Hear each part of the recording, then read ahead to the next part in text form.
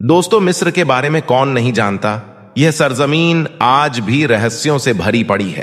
कहते हैं यहां रेत के नीचे ऐसी तारीख सोई हुई है जिसे समझना आज भी इंसानों के बस में नहीं।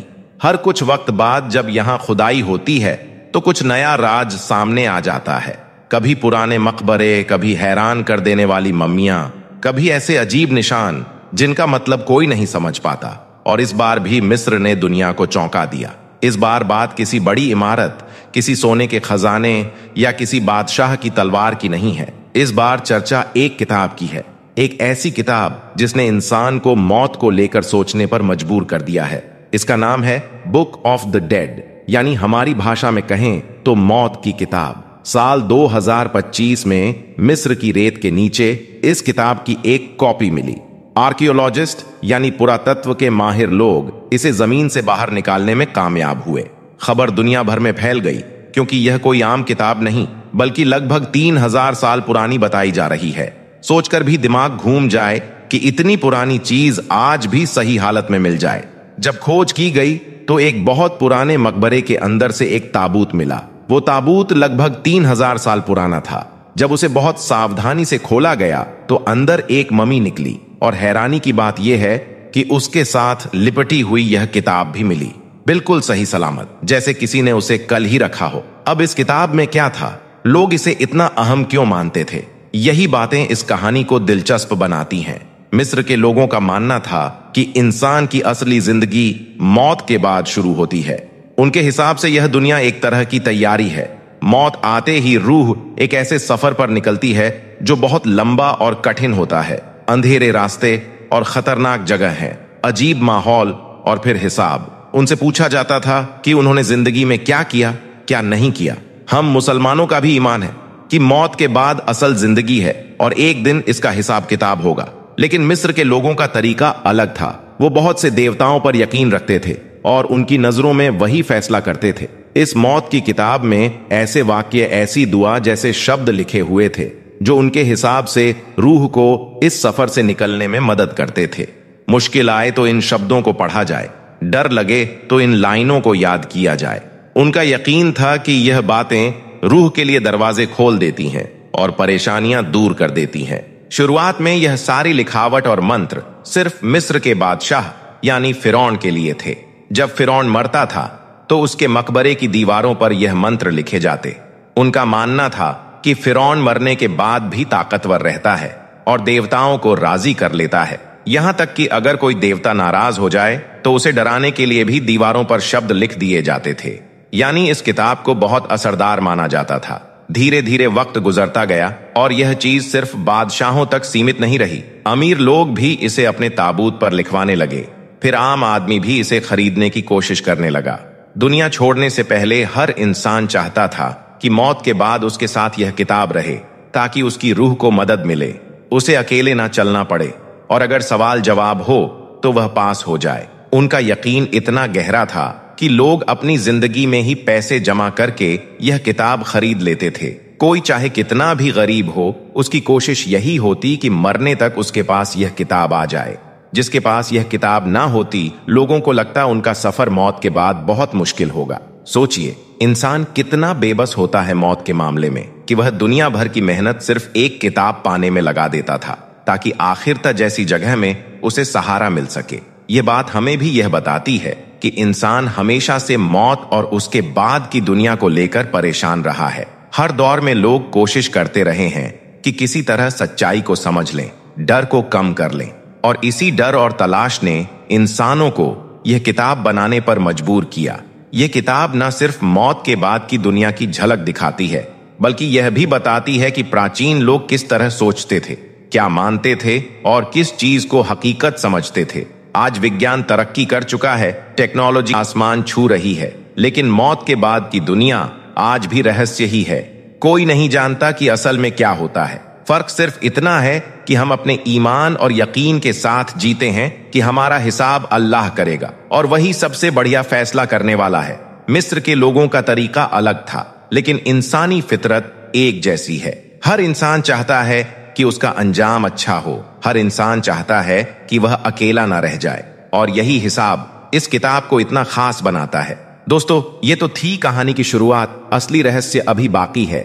आगे हम जानेंगे कि इस सफर में मिस्री लोगों के यकीन के मुताबिक रूह किस तरह से गुजरती थी, कौन सा हिसाब होता था और यह किताब कैसे मदद करती थी। दोस्तों, अब आगे बढ़ते हैं और देखते हैं कि मिस्र के लोग मौत और उसके बाद की दुनिया को कैसे समझते थे और इस किताब ने उनके लिए क्या अहमियत रखी थी। दोस्तों, मिस्र के लोगों का यकीन था कि जब इंसान इस दुनिया से जाता है तो उसकी रूह अकेली चलनी शुरू कर देती है। एक ऐसा सफर जिसमें अंधेरा भी है, डर भी है और ऐसे मुकाम भी आते हैं जहां पर इंसान की हिम्मत और उसके कर्म आजमाए जाते हैं। यह वह वक्त होता है जहां ना उसका माल साथ आता है, ना उसका खजाना और ना ही दुनिया की इज्जत। बस उसके काम, उसके आमाल और उसके दिल की सच्चाई साथ रहती है। अब सवाल यह है कि इस सफर में रूह गुजरती कैसे थी। सबसे पहले कहा जाता है कि रूह लंबी गुफाओं से गुजरती थी। मिस्री लोगों का मानना था ऐसे रास्ते जहां अंधेरा गहरा होता, जिसमें रूह को डर और शक के माहौल का सामना करना पड़ता। फिर आग जैसे रास्ते आते जहां से गुजरकर सामने सवालात और जवाबात का दौर शुरू होता। फिर आखिर में वह जगह पहुंचती थी जहां मिस्र के सबसे बड़े देवता ओसीरिस बैठे होते थे। उनके आसपास सबसे बड़े बड़े और अलग अलग देवता बैठे रहते जिन्हें वह निगरान समझते थे। कुल 42 देवता और हर एक देवता का काम था सवाल करना। जैसे आज हम सोचते हैं कि कब्र में सवाल होते हैं और कयामत के दिन हिसाब होगा। फर्क यह है कि हमारे ईमान में सिर्फ अल्लाह के सामने जवाबदेही है। मगर मिस्र वाले बहुत सारे देवताओं पर यकीन रखते थे। उनके मुताबिक रूह को हर देवता का सवाल सुनना पड़ता था। क्या तुमने दुनिया में झूठ बोला? क्या तुमने चोरी की? क्या तुमने किसी को दर्द दिया? क्या तुमने गलत तरीके से कमाया? और भी ऐसे ऐसे कई सवाल। अब बात आती है दिल की। मिस्री लोग मानते थे कि इंसान की पूरी जिंदगी का हिसाब उसके दिल में जमा होता है। इसीलिए जब कोई मरता था तो उसके शरीर के सारे अंग निकाल दिए जाते थे और सिर्फ दिल को अंदर छोड़ दिया जाता था। फिर उसका शरीर मम्मी बनाकर रखा जाता। दिल के पास एक छोटा तावीज भी रखा जाता था। यह तावीज कीड़े जैसा दिखता था और इनके लिए बहुत मुकद्दस माना जाता था। इस तावीज में मौत की किताब के खास अल्फाज लिखे होते थे। उनका यकीन था कि यह तावीज दिल को गलत गवाही देने से रोक देता है।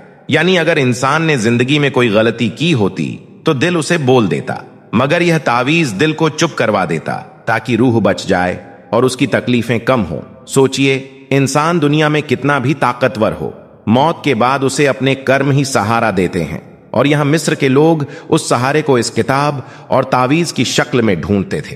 फिर आता था सबसे दिलचस्प और अहम मुकाम, यानी दिल का वजन। एक देवता था जिसका नाम था अनुबीस। वह एक तराजू लेकर आता था। तराजू के एक पलड़े में इंसान का दिल रखा जाता था और दूसरे पलड़े में एक पंख। यह पंख उनके हिसाब से इंसाफ और सच की देवी मांप का पंख था।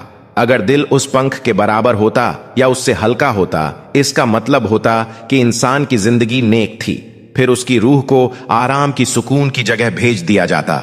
उनके हिसाब से वह जन्नत जैसी जगह होती थी जहां वह अपने नेक रिश्तेदारों से मिलता और हमेशा के लिए खुशी और सुकून पाता। लेकिन अगर दिल भारी निकलता, यानी बुराई ज्यादा होती, तो आगे खतरनाक सजा इंतजार कर रही होती। वह दिल एक दरिंदे के सामने फेंक दिया जाता। इस दरिंदे का नाम था आमित। उसका शरीर शेर जैसा, चेहरा मगरमच्छ जैसा और जीभ यानी उसकी जुबान जो थी वह सांप जैसी थी।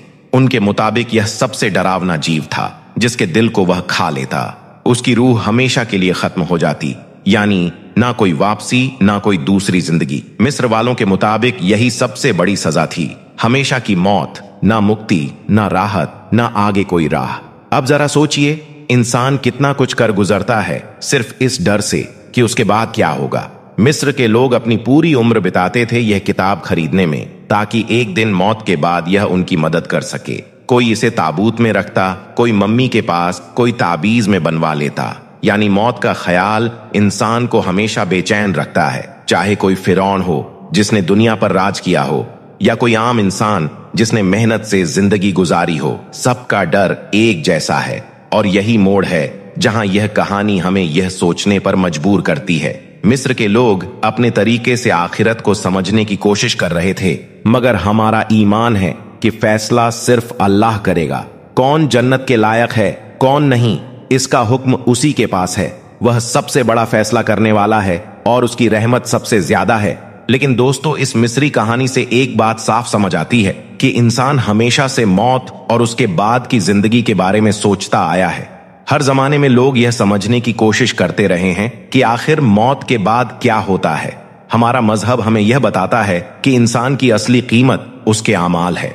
दौलत, शोहरत, दुनिया की चीजें आखिर में यहीं रह जाती हैं। कब्र में साथ जाता है हमारा ईमान, हमारा इखलास और हमारे अच्छे काम।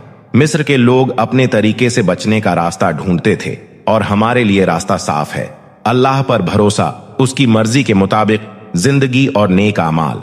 हमारा हिसाब किताब भी होगा, लेकिन अल्लाह के सामने होगा और वह रहम करने वाला है, इंसाफ करने वाला है और हर चीज जानने वाला है। इस कहानी से बस इतना सबक ले लीजिए कि जिंदगी की असली कीमत इस बात में है कि हम कैसे जिएं। इंसानियत, सच्चाई और नेकी यही असली पूंजी है। दोस्तों, अगर आपसे कोई यह कहे कि 3000 साल बाद फिरौन की लाश अचानक से बोलने लगी है, तो क्या आप यकीन करेंगे? जी हां दोस्तों, दरअसल हुआ यह कि 3000 साल के बाद फिरौन की लाश से अचानक आवाजें आने लगी। यानी कि फिरौन की लाश अचानक से बोलने लगी, जिसे देखकर वहां पर मौजूद हर किसी की चीखें निकल गईं। लोग अल्लाहू अकबर के नारे लगाते हुए वहां से भाग निकले। और यही नहीं, इस पूरी वीडियो को देखकर आप लोग भी हैरान और परेशान रह जाओगे और आपका अल्लाह पर भरोसा और ज्यादा मजबूत हो जाएगा। इसीलिए आज का हमारा यह वीडियो आप सभी के लिए बहुत ही खास है। आप इसको आखिर तक जरूर देखें। और सबसे पहले, अगर आप भी मानते हो कि अल्लाह जो चाहे वह कर सकता है, तो आप इस वीडियो को दिल से एक लाइक जरूर कर दें और इस वीडियो को आगे शेयर भी कर दें ताकि और भी लोगों के पास यह वीडियो पहुंच जाए। प्यारे दोस्तों, सबसे पहले तो हम आपको फिरौन के बारे में कुछ अहम जानकारी देते हैं, फिर हम आपको अल्लाह के इस करिश्मे के बारे में बताएंगे। लिहाजा आप इस वीडियो को बगैर स्किप किए आखिर तक जरूर देखते रहना। दोस्तों, अल्लाह पाक सारी कायनात का मालिक है, उसका कोई शरीक नहीं है। कल कयामत के रोज अल्लाह ताला हर उस इंसान को माफ फरमा देगा जो अल्लाह पर अपना यकीन रखता है, मगर उस इंसान को अल्लाह ताला कभी भी माफ नहीं फरमाएगा जिसने अल्लाह की जात के साथ किसी और को शरीक किया होगा। याद रखिए, दुनिया में 4 बादशाह ऐसे गुजरे हैं जिन्होंने खुदा होने का दावा किया था, जिनमें नमरूद, शद्दाद, बख्ते नसर और फिरौन शामिल है। लेकिन फिर अल्लाह ने इनके साथ कुछ ऐसा किया कि यह लोग रहती दुनिया के लोगों के लिए एक इबरत का निशान बनकर रह गए। इनमें से एक था फिरौन, जिसकी आज हम बात करेंगे, जिसकी लाश आज 3000 साल गुजर जाने के बाद भी वैसी ही सही सलामत है। और कुरान पाक के फरमान के मुताबिक कयामत तक फिरौन की लाश ऐसे ही महफूज रहेगी। दोस्तों, कुछ मुद्दत पहले की बात है, दुनिया का कोई भी इंसान यह नहीं जानता था कि खुदा होने का दावा करने वाले फिरौन की लाश के साथ में क्या हुआ है, यानी कि उसकी लाश कहां पर चली गई, इसके साथ क्या हुआ होगा, इस बात के बारे में कोई भी नहीं जानता था। लेकिन अल्लाह पाक की किताब तौरात, इंजील और कुरान पाक में भी इसका जिक्र डिटेल से मिलता है, मगर यहूदियों ने कुरान पाक को मानने से इनकार कर दिया था। हम आपको बता दें कि फिरौन का जिक्र अल्लाह ताला ने कुरान पाक में कुछ यूं किया है कि हम फिरौन की लाश को दुनिया के सामने इबरत के लिए महफूज रखेंगे। दोस्तों, 1891 तक किसी को भी फिरौन की लाश का कोई नामो निशान मालूम नहीं था, मगर फिर कुरान पाक ने इस बात का जिक्र कर दिया था कि फिरौन हजरत मूसा अलैहिस्सलाम की कौम का पीछा करता हुआ दरियाए नील तक पहुंचा और वहां पर जाकर पानी में गर्क होकर अपनी फौज समेत तबाहो बर्बाद हो गया था, जबकि उसी पानी ने अल्लाह के हुक्म से हजरत मूसा अलैहिस्सलाम और उनकी कौम को गुजरने का रास्ता दे दिया था। लेकिन इसके बाद फिरौन के साथ क्या हुआ, इसके बारे में दुनिया की तमाम किताबें खामोश हो गईं। यहां तक कि तौरात और इंजील में भी इस बारे में कोई जिक्र नहीं मिलता है, जबकि कुरान पाक में इस बारे में एक अजीब सी बात कही गई है जिसने पूरी दुनिया को हिलाकर रख दिया था। कुरान पाक की इस आयत पर आज तक किसी ने भी ज्यादा गौर व फिक्र नहीं किया। खुद मुसलमान भी इस आयत को पढ़कर आगे गुजर जाते हैं, यह समझे बगैर कि इस आयत का इशारा किस बात की तरफ है। इस आयत में अल्लाह ताला क्या फरमाना चाहता है? अल्लाह ताला ने सूरह यूनुस में इस बात का जिक्र किया है कि बस हमने तेरे जिस्म को समुद्र से निकालकर महफूज कर लिया ताकि बाद में आने वाले लोगों के लिए तुम इबरत का निशान बन जाओ। दोस्तों, फिरौन के इस वाक्य को गुजरे हुए 3000 साल से भी ज्यादा का अरसा गुजर चुका है। 3000 साल पहले तक फिरौन की लाश समुंदर में रही।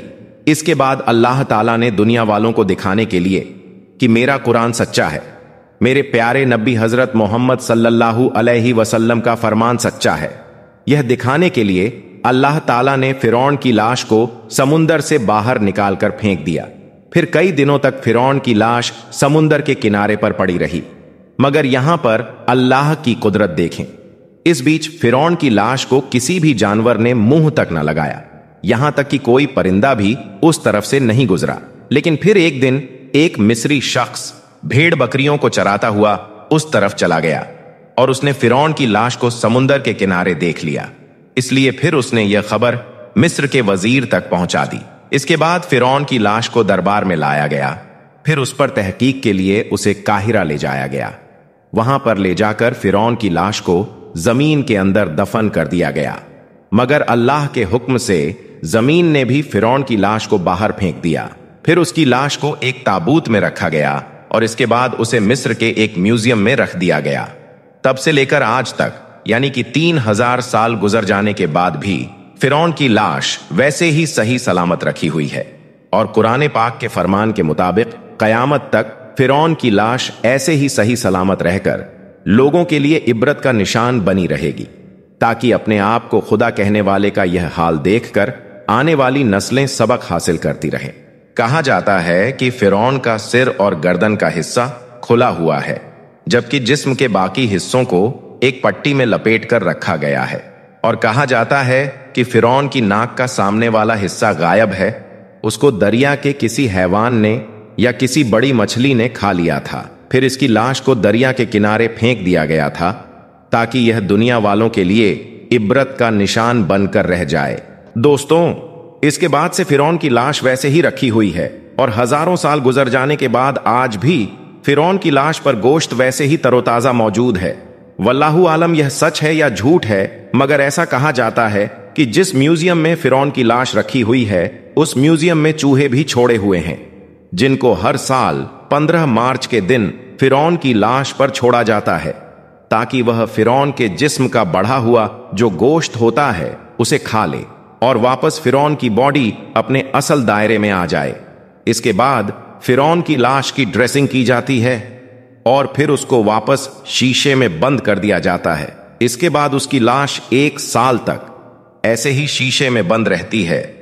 फिर जब अगले साल 15 मार्च का दिन आता है तो उसे फिर से वापस बाहर निकाला जाता है और उसकी बॉडी पर चूहे छोड़े जाते हैं और फिर वापस ड्रेसिंग करके शीशे में बंद कर दिया जाता है। दोस्तों, यही वजह है कि आज हजारों साल गुजरने के बाद भी फिरौन की लाश सही सलामत है। आज पूरी दुनिया अपनी आंखों से देख रही है कि अल्लाह ने किस तरह से फिरौन की लाश को महफूज करके रखा है, किस तरह से दुनिया भर के लोग फिरौन की लाश को देखने के लिए पहुंच रहे हैं। वो फिरौन जो कभी अपने आप को खुदा कहता था, किस तरह से आज उसकी मम्मी पड़ी हुई है। देखने वालों के लिए यह एक इबरत नहीं है तो फिर क्या है कि हजारों साल गुजर जाने के बाद भी फिरौन की लाश सही सलामत वैसे ही पड़ी हुई है। दोस्तों, नेशनल जियोग्राफी की तरफ से अब भी एक ऐसा वीडियो सामने आया है जिसमें देखा जा सकता है कि फिरौन की लाश पर जब किसी बात को लेकर रिसर्च की जा रही थी तो उस वक्त अचानक से फिरौन की लाश से कुछ आवाज आने लगी। अब अगर आप सोच रहे हैं कि यह झूठ या गलत है तो सबूत के तौर पर आप यह BBC की रिपोर्ट देख सकते हैं। हो सके तो आप इसे जाकर पूरा पढ़ सकते हैं। हम इसका स्क्रीनशॉट आपके सामने लगा देते हैं। दोस्तों, कहा जा रहा है कि फिरौन के जुबान से जो अल्फाज निकले थे वह इब्रानी जबान के अल्फाज थे और समझने वालों ने बताया कि फिरौन की जुबान से जो लफ्ज निकले थे उनका मतलब पता नहीं है। कुछ कहते हैं, यानी कि कुछ लोगों का यह कहना है कि फिरौन की लाश अब अल्लाह अल्लाह पुकार रही है। हालांकि कुछ साइंसदानों का यह भी कहना है कि पूरी दुनिया में इस वक्त इब्रानी जबान बोलने वाला कोई आदमी नहीं मिला और ना ही इस भाषा को समझने वाला कोई जाहिरी तौर पर मिलता है। इसीलिए यह नहीं कहा जा सकता है कि फिरौन की लाश से जो अल्फाज निकले हैं, यानी कि फिरौन ने अपनी जुबान में कुछ बोला है, उसका असल में क्या मतलब होता है। लेकिन फिरौन के इस वाक्य को देखकर और सुनकर आज गैर मुसलमान भी इस बात को मानने पर मजबूर हो गए हैं कि बेशक अल्लाह का कुरान पाक सच्चा है और अल्लाह के प्यारे नबी हजरत मोहम्मद सल्लल्लाहु अलैहि वसल्लम का हर फरमान सच्चा है।